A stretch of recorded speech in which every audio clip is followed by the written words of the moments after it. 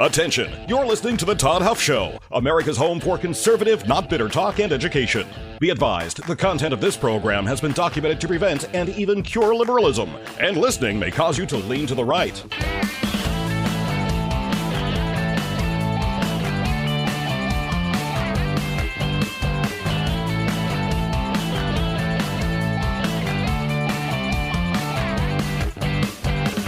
And now, coming to you from the Full Suite Wealth Studios, here's your conservative but not bitter host, Todd Huff. Well, that is right, my friends. You have ever so wisely tuned in to America's home for conservative, not bitter talk and education. I might add, it is my distinct honor and privilege to be here with you today. You know, yesterday, if you would have listened, which I'm sure you did, if you listened, you would have known that we did something a little bit different. We, more or less, I'm trying to give you the Cliff's Notes version here, but basically what we decided to do was and having a moment of just thinking about what's going on in the country today, what we're dealing with, just the tensions and the turmoil and all that sort of stuff. You know, we can scream until we're blue in the face, but until we give people a framework through which to view politics and explain it and articulate it, not just demand that they follow it, but explain that, we're going to have problems. In this country, I started to say this, I don't know if I finished it in the first episode, which was yesterday, but this nation is founded upon ideas. And if we deviate from those ideas, if we change those ideas, ideas are what made this nation a wonderful place. By embracing them and putting those key ideas into our system, our government structure. If the ideas made us great, which I contend that they did, I think that that's undeniable.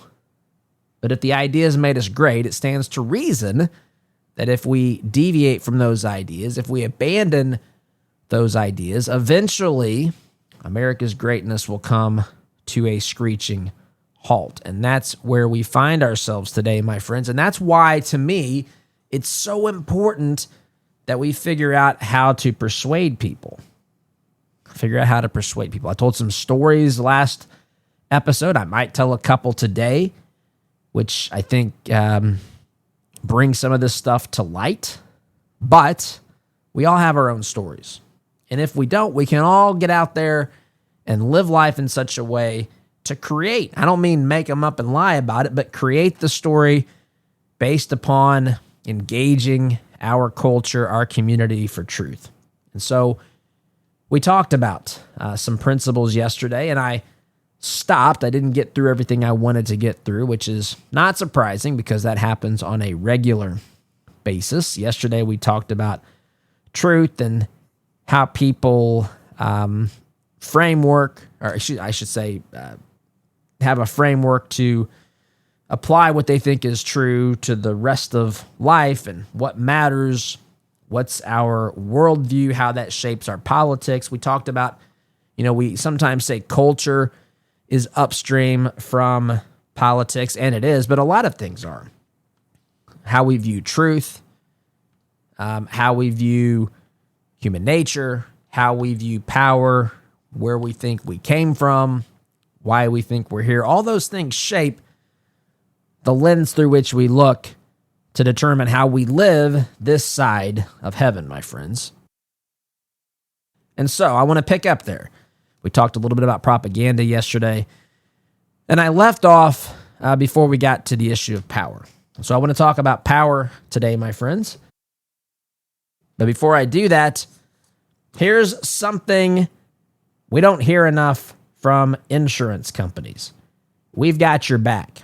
Instead, it's fine print, it's delays, it's those dreaded words, sorry, that's not covered by your policy.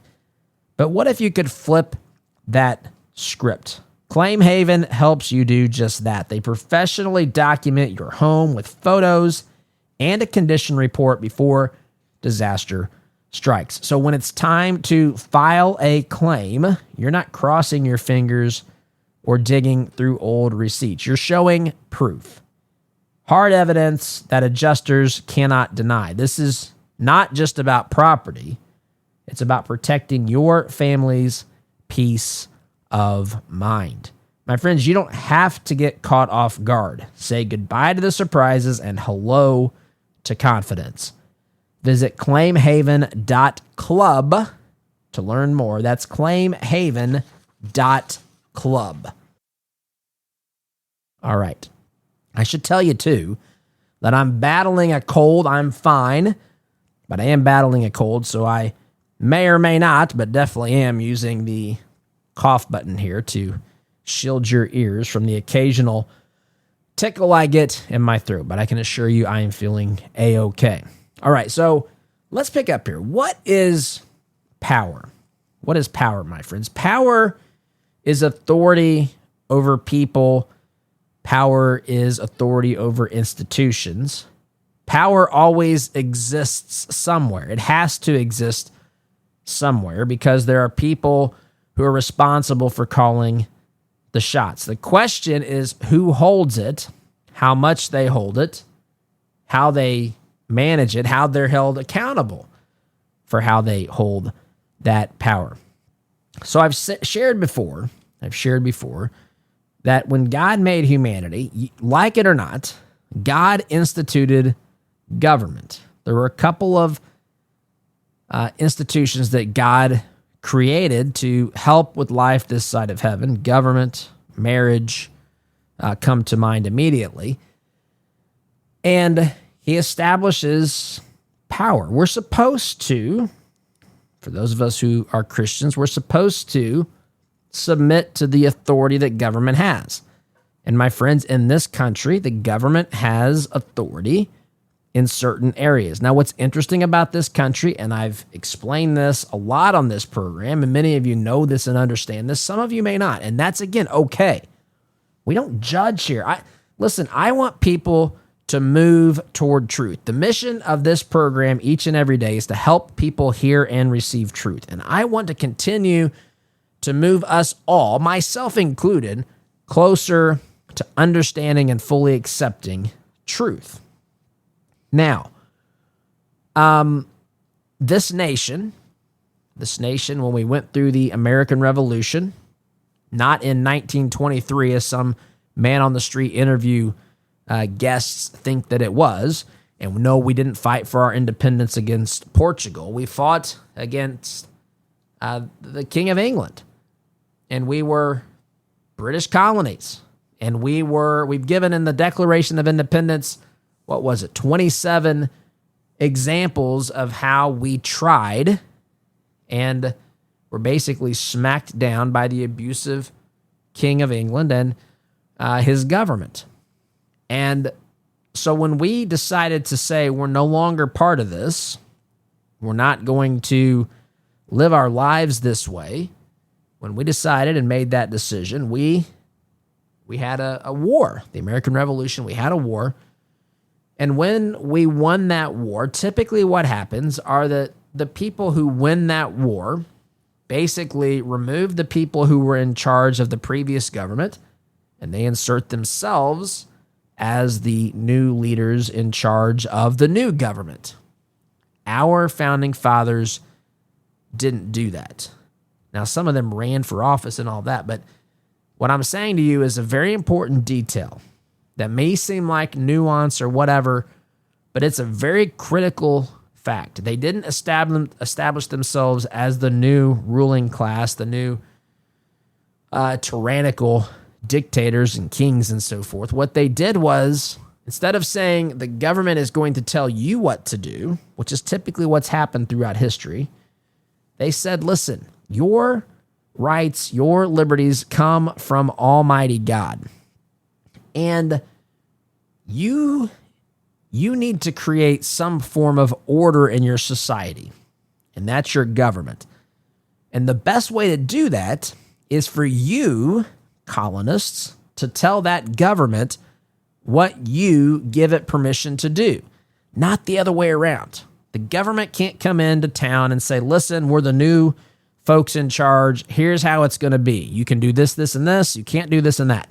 That's not how it works. Instead, you give to the government what they called the consent of the governed. You give them your consent to have responsibility over certain aspects of society, culture, your nation. And that is power. That is delegated power. So when we answer these questions as Americans, and we say, what is power? We know that power is authority over people or institutions. And power always exists. Power has to exist within order. The problem isn't that somebody has power. The problem is when people abuse that power. And we'll get to that as we continue to get through this long conversation that's going to take place over the course of several of these podcasts.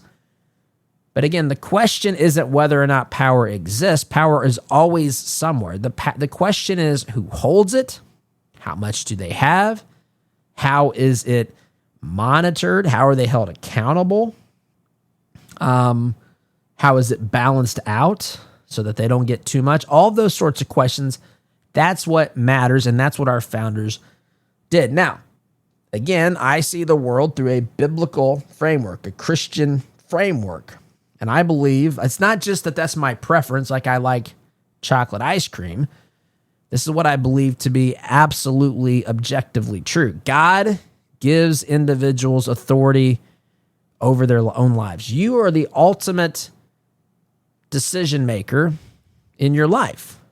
We all have autonomy as human beings. God granted us that right. God allows us to seek to reconcile with him or to seek to live apart from him. Now that's ultimately our choice, and God respects that. God also is a God of order. If you read any of the scriptures, you can see that quickly. You can read lots of places where you see God is a God of order. When you look at, in the Old Testament, how God instructed them to build the tabernacle or the temple, when you looked at the level of detail that God gave in the genealogies of the Old Testament, when he gave the Levitical law, and when things were determined to be clean and unclean and all that, the level of detail that was given so that people had direction. God is a God of detail. He's a God of order, and he instituted government. Now, that's not a blank slate to see or to say that all government is good. God also ordained marriage. That doesn't mean that God condones the behavior of every husband and every wife. There are people who have physically, emotionally harmed their spouse. There are people who have been unfaithful to their spouse. All sorts of things, my friends. Just because God institutes marriage doesn't mean that all husbands and wives are pleasing in their behavior to their spouse in the eyes of God. And likewise, just because God ordains the concept of there to be a government, it doesn't mean that he approves of all of the behaviors that governments institute or that governments have carried out throughout the history of this world. In fact, you've heard this said before on this program and other places. In the 20th century alone, and just in case I've got a leftist tuned in. And by the way, if you're a leftist and tuned in here, I'm not trying to run you off. I welcome you. I'm going to have a little fun with you every once in a while. I'm going to tease with you. But as I tell my kids when they think I've teased them too hard, I tease you because I like you, right? I like you. Leftist, I do. But if a leftist is tuned in here today, just hang in there. We'll keep things, as my friend J. says, I put the cookies on the bottom shelf. I'll make sure that we put those there. But in the 20th century, that's the 1900s, just for the leftists out there who tuned in. I'm kidding. Just take it easy.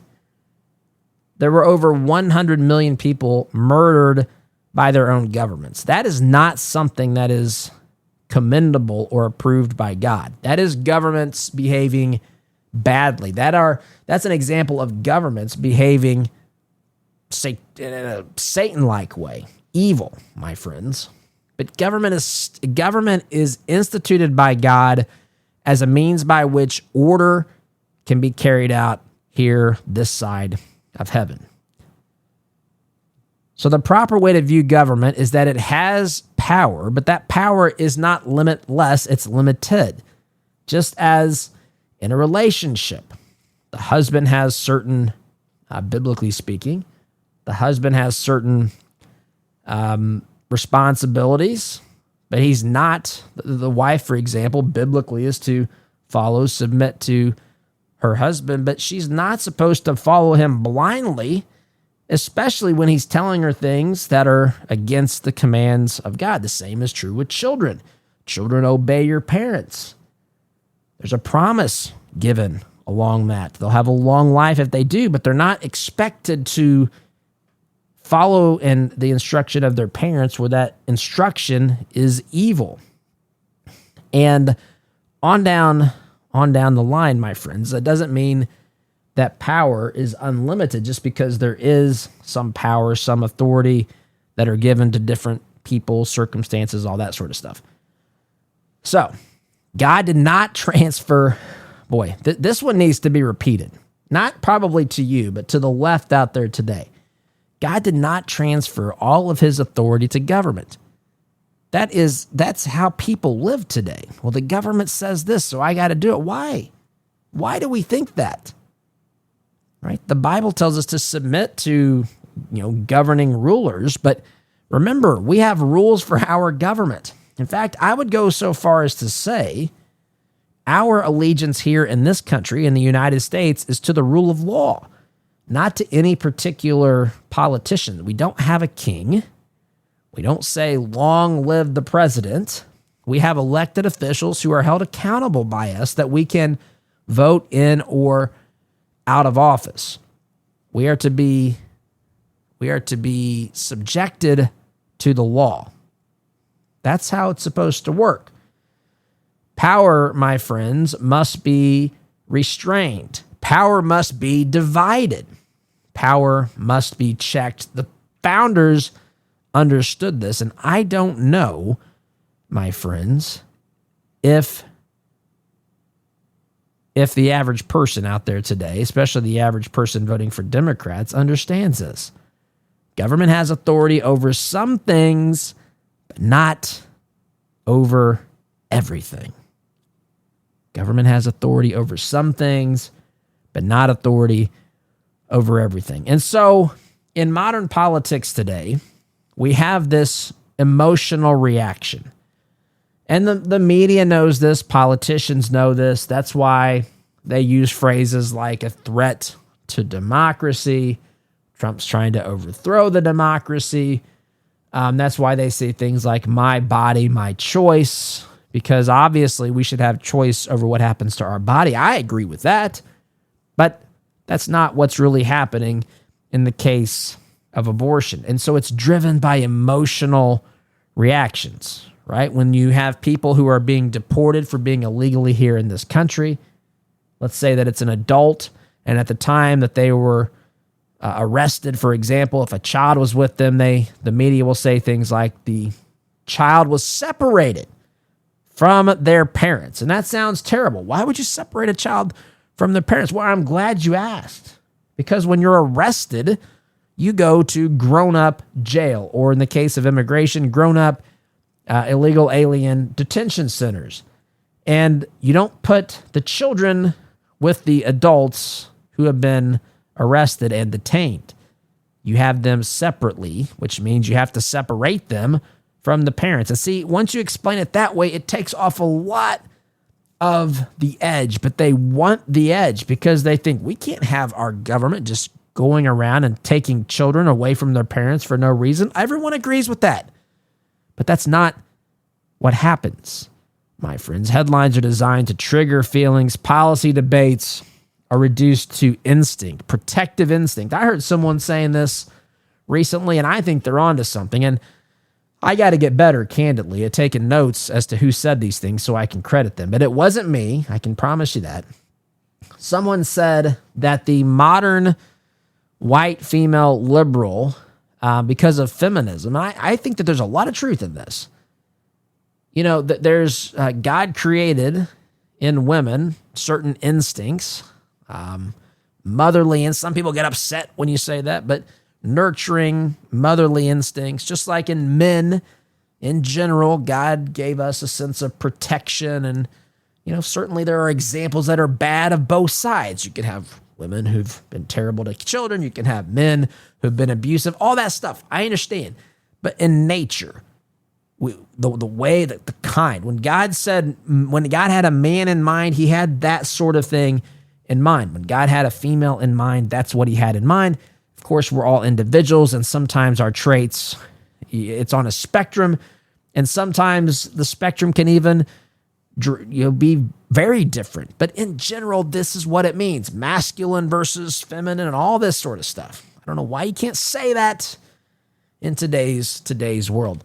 But because feminism has gone extreme and has basically caused a lot of women to hate men. And listen, there's men out there that women shouldn't like and they should steer clear of, candidly. And there's plenty of problems with men too. So I'm not harping on women, but you get women who never were married or never had children. And listen, you don't have to have children. That's not my point. But in general, women have children, men provide for their families. It doesn't mean that everybody fits into that particular circumstance, because there's a bazillion factors in life. But that's when God had families in mind, that's what he had in mind, right? I mean, it's obvious. It's obvious because that's the way it works. But these women today, they've rejected marriage, they've rejected traditional femininity, but yet they still have this instinct to be motherly and nurturing. And so they'll find these causes and go out in the streets and stand up for these people that they've been manipulated to think that they're being abused or whatever else by the media and so forth. And we have this problem that we have today. I've got to take a break here, my friends, as time is running short. Ever wish you had a whole team to help you manage your financial life? That's the beauty of family office services at Full Suite Wealth. Their experienced advisors bring together everything from high-level investment management, private equity, private credit, option strategies, to complex legal needs, all customized for you. It's like having a family office just for you, with people who know your story and your goals. If you're serious about planning for the long haul, check them out at fullsuitewealth.com. That's fullsuitewealth.com. Build your legacy. Secure your future, my friends. I've got to take a break. Quick timeout. Back here in just a minute. Welcome back, my friends. Talking here about how politics in the modern era, and it's not just the modern era, but it has become a real problem here in the modern era. In fact, it's interesting, you know, with all the information. You've heard me say this. It's been a while. But we have information at our fingertips, right? We can look up anything. We've got Google, we've got AI, we've got online courses, we've got books in print form, digital form. We've got all sorts of things. We've got experts in everything, because we've been so prosperous in this country that people can be experts in really specific areas because the economy is such an amazing thing here that you can find people to take care of everything else, so you can go focus on your very specific area of expertise and so forth. And but we have this information at our fingertips, but we're totally empty of reason and logic and wisdom. You know, wisdom is the application of knowledge. It's knowing when to use this lesson and when to use that lesson. You know, it's been said, part of being an adult is knowing when you can behave in a certain way. It doesn't mean adults, listen, there's time I'm the biggest kid that you can possibly imagine, and I love it. But you just can't do that all the time, right? There's a time I've got to be the dad to my kids. There's a time when I'm running a practice when I've got to basically say, all right, it's time to get things in order over here. Enough of the screwing around. Let's get serious, because we got to do X, Y, and Z. And those things are true. But I tell you, I think that wisdom is so lacking in this country. People have all this information, but they don't know what to do with it. Man, oh man, I think that rings true. I'm going to say that again. People have all this information, whether it's in their head or more than likely in their cell phones, through Google, through chat or AI, whatever. They have all this information, but they don't know what to do with it. And so there's this feeling of, I should know, it's too embarrassing to ask. And so you just have this emotionally charged situation, and there's a factor of pride in there where people don't want to say, I don't know, or I don't understand. And suddenly you've got this mess, right? And so it's reduced to emotions many times. For example, it's clear that I would say on here, war is bad. War is hell, right? You've heard people say this. You've read the horror stories. Some of you have served. You've served in the armed forces, and I thank you for your service. And I have not. I've only read the stories, heard the stories, that sort of thing. And I've seen some absolutely unbelievable stories, just not in the sense that they're made up, but just what people have had to deal with. We have a friend of our family who I think was pronounced dead twice in military operations. Still with us. He got a transplant, and I see him at the park occasionally, and we go on walks. But war is hell. I'm not going to pretend to know anything more than that because I've not been there. But I can agree that war is a terrible thing. But refusing to resist evil, my friends, is horrible as well. And if evil wins, then you have the same set of circumstances, except for there's nobody fighting back against it. And I don't want to go as far to say it's worse because I haven't been in war, but my goodness, you can certainly see why, at some level, if the absolute evil tyrants have won and no one's fighting back, then that situation's at least as bad, isn't it, as having to fight it with still the hope of hanging on to your freedom and liberty. Tyranny by nature, it grows when evil is not confronted. And that's what we see. We see this on the world stage today. We've talked about the war in Iran. And I've explained that part of the reason we're facing this problem today is that it's been ignored. The can has been kicked down the road for decades. Tyranny and evil have to be confronted. When they are not confronted, it doesn't mean that every time there's any hint of evil that you drop bombs, but there is a point when you have to ask those questions. You have to ask those questions. And in the case of Iran, if they're about to acquire nuclear weapons and they're promising death and destruction to the United States of America and to Israel, what options do you have? Complex moral problems cannot be solved with emotional slogans, turns out.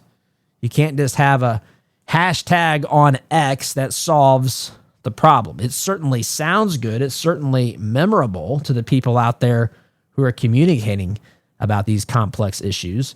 But more times than not, these complex issues require a degree of understanding and communication about what's really going on. In fact, that's one of the things I say about conservatism. Conservatism is a story, and liberalism or modern leftism is a headline. It's a one-liner. It sounds good. It gets the mindless masses clapping and laughing and applauding their approval, but there's nothing there. It's an inch deep and a mile wide, but there's nothing substantive there. Conservatism requires an explanation because you have to explain why it's better, for example, to give a man a fish. Excuse me. It's better to teach a man to fish than it is to give a man a fish. Because if you say don't give a man a fish, that sounds at first instinct, the first time you hear it, that doesn't sound right. Why wouldn't you give the guy a fish? Because if my choice is to give it to him or to teach him how to get his own, I'm going to choose the latter. I remember when I was in Washington, D.C., 1999, at American University. We used to. The church I was in, which I just learned actually a couple of days ago, the name of the church has changed. But the name of the church was Temple Baptist Church when I was there, 1999, spring of 99. And I'm not embarrassed that I did it, but it's laughable when you think about my music skills. I led the worship at that small church. The guy who did it, who had done it, he was asking for a break. He needed some time away. It was a small church. No one volunteered, and so I did it. And it was funny because it was this old voice up there at 21 years old with a concert pianist. That was the combination. It did not make any sense. That guy could play the most beautiful sounds from the keyboard, and then this voice chimed in. Fortunately, God prefers the sound of a joyful heart more than the sound of a beautiful voice, because I certainly didn't have that. But look, I remember at that church we would feed the homeless at Lafayette Park. If you're not familiar where Lafayette Park is, it's directly across from the White House. And there's this big park in Washington, D.C., and we would go there. I think it was monthly. I'm not entirely sure how frequently. I think it was about once a month. And we used to feed the homeless, and they were required to listen to one of the pastors give literally maybe a 5-minute message, maybe more like 3 minutes. And then they could get the food. And it was interesting. Some listened, some looked off into the sky and ignored it completely. But I remember that church telling me, I remember the pastor's wife, who was such a sweet soul. I remember her telling me, if you encounter a homeless person, don't give them money. And I thought, well, my goodness, that sounds awfully cold-hearted. She said, listen, they're just going to go and statistically buy drugs or alcohol. You're so much better off to say, if you're hungry, come with me and I'll go buy you a sandwich. And so I started doing that. And the point is that it takes an explanation for that to make sense versus a headline that says, preacher's wife tells congregants not to feed homeless people, right? Or not to give them money or whatever. Anyway, it requires a story, my friends, explanation. Feelings cannot become the governing philosophy of how we live our lives, how we run our nation. We shouldn't just say, oh, that sounds compassionate, let's do it. Oh, that sounds unfair, let's make a law against that. Oh, I don't like that. That's perhaps the worst thing. I don't like this, let's make a law against that. Well, we have to balance freedom with order, the role of the government, what can and cannot be made illegal, what our liberties give us the right to, all of those sorts of things. But that's what it's been reduced to, my friends. I've got to take a break here. Quick time out. If you're serious and you're curious about Kratom or just trying to figure out who to trust, let me introduce you to Christopher's Organic Botanicals. You've heard me talk about them for some time on here. Family-run company. They offer natural, lab-tested Kratom. It's not the synthetic stuff that's given Kratom a bad name. Kratom that is responsibly sourced and tested for purity is what you should look for. And that's what Christopher's is all about. They work directly with farmers in Indonesia and follow the same traditions that have been trusted for generations. No gimmicks, no shortcuts, just clean, honest alternative for people looking for a more natural way to support their health. If you're ready to get started, you can begin with their Kratom Starter Pack. It's a great way to begin. Use coupon code Todd Huff. You'll save 10% on your first order. Christopher'sOrganicBotanicals.com. Truth, tradition, transparency. Time out for me, my friends. Back in just a minute. Well, I hope you're enjoying this as much as I am enjoying this. And let me tell you, if you want the receipts, if you want to dig deeper, if you want to see some of the articles we link to, if you want to see some of this in writing so that you can read it, wrap your head around it, and just dig a little bit deeper, the best way to do that is to subscribe to our free email. I call it a newsletter. It's called The Inner Circle. All you have to do is text TRUTH to 317-785-1030. Again, text the word TRUTH to 317-785-1030, and you'll get subscribed to the email newsletter, The Inner Circle. And you can dig deeper into the discussion, the topics, and so forth. Friends, let's face it, there are a lot of companies out there that do not share your Christian values. The good news is that you do not have to invest in them. At 4-8 Financial, they specialize in biblically responsible investing. They'll screen out companies that go against your faith, that go against your values. They'll create a plan that's tailored to your goals, and they'll handle all that heavy lifting for you so that you can focus on what really matters. Now, if you want to see if your current investments align with your values or to what degree they do, head on over to 48financial.com/Todd. That's 48financial.com/Todd. And take a quick, easy assessment, and you will see the results of where your investments, how they line up with your values. 4-8 Financial, because your values matter, and my friends, so does your money. Sorry, I looked here and saw media and narrative control is what I want to talk about here as we wrap up.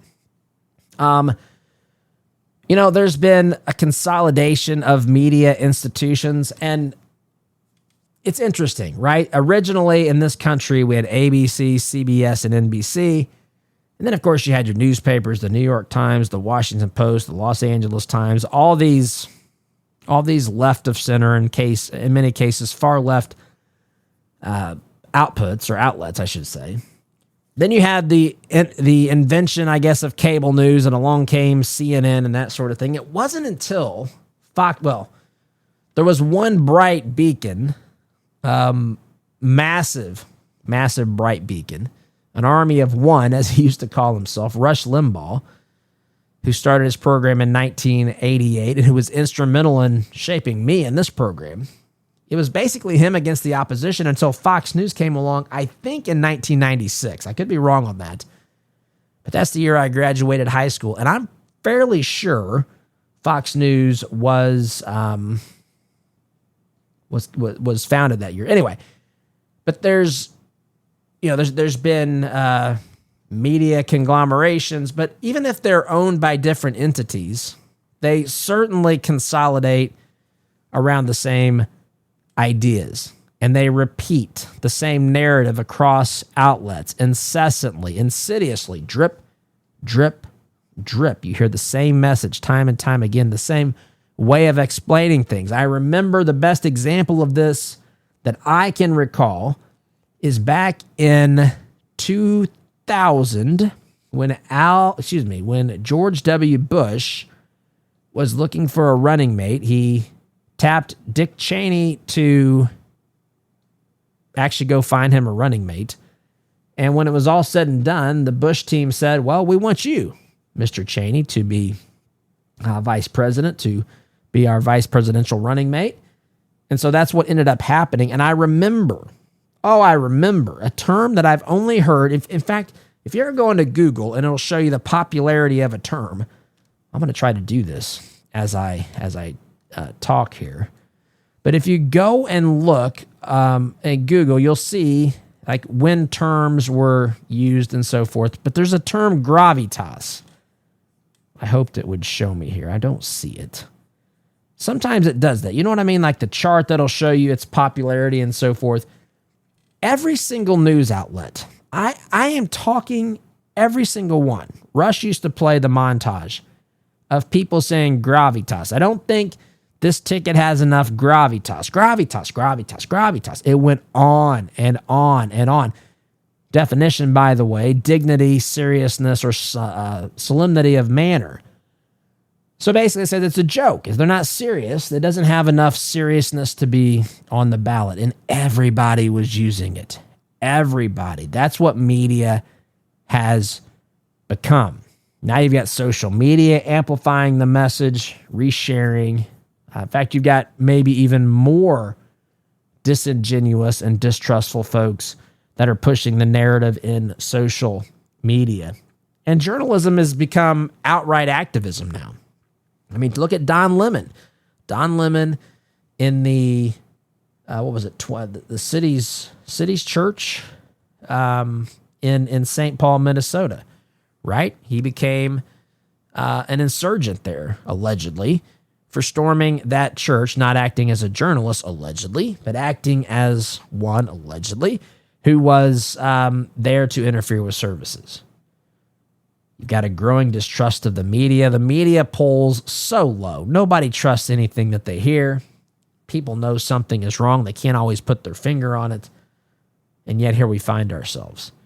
But many people lack the framework to properly explain it. They just don't have it. They don't. And so because of that, propaganda becomes easier when people stop questioning the narratives. Language shapes our interpretation. The terminology that's used influences the perception. Look at how they've used misinformation or equity or gender-affirming care, border encounters, and everything else. I'm out of time, though, my friends. Got to wrap up. Thanks for listening, my friends. SDG.